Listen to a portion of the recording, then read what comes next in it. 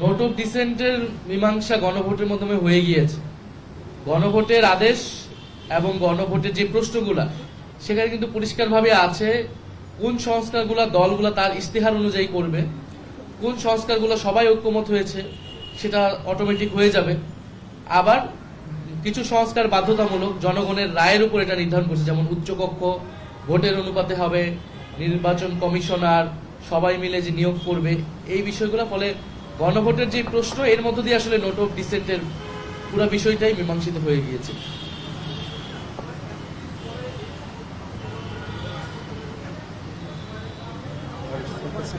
না, এটা তো আমি আমার বক্তব্য পরিষ্কার করেছি। আমরা যেই সময়টা স্বাক্ষরিত হয়েছিল সেটা শুধুই কেবল একটি ডকুমেন্ট ছিল, এটার কোনো আইনি ভিত্তি ছিল না।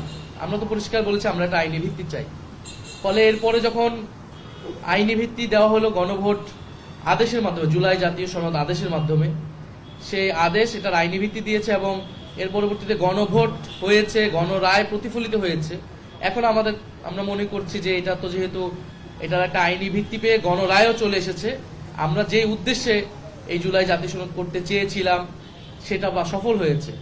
এখন এটা আমাদের বাস্তবায়ন প্রয়োজন এবং বাস্তবায়নের ক্ষেত্রে যাতে কোনো ধরনের দ্বিধা না থাকে যে একটা পার্টি কেন সাইন করে না, সেটা যাতে না হয়, এই বাস্তবায়নের স্বার্থে আমরা স্বাক্ষরটি করছি। এবং স্বাক্ষরটা বেসিক্যালি কিন্তু আজকে স্বাক্ষরটাও আনুষ্ঠানিকতা। আমরা তো গণভোটের পক্ষে, হ্যাঁ এর পক্ষে আমরা প্রচারণা করেছি, পক্ষে অবস্থান নিয়েছি। আমরা স্বাক্ষর না করলেও হয়তো কিছু হতো না, কিন্তু স্বাক্ষরটা আমরা করলাম যেহেতু একটা আনুষ্ঠানিকতা। এই অন্তর্বর্তী সরকার, ঐক্যমত কমিশন, তারা তাদের ঐকান্তিক প্রচেষ্টা এটা হয়েছে, এই পুরো বিষয়টাকে একটা সম্পূর্ণতা দেওয়ার লক্ষ্যে আমরা স্বাক্ষর করেছি।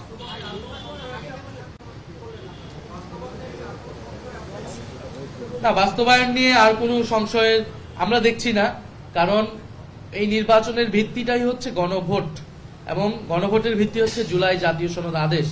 এই আদেশ ছাড়া এই নির্বাচন সম্ভব হতো না এই সময়ে, এই সরকারের অধীনে।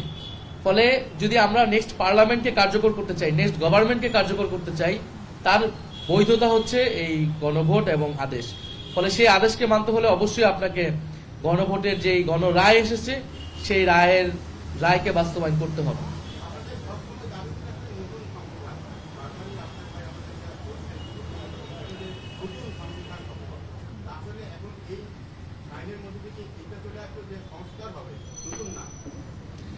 না, আমরা তো নতুন সংবিধানের জন্য গণপরিষদ হওয়ার প্রয়োজন ছিল। ফলে গণপরিষদ নির্বাচন তো হয়নি, এটা সংস্কার পরিষদ হচ্ছে।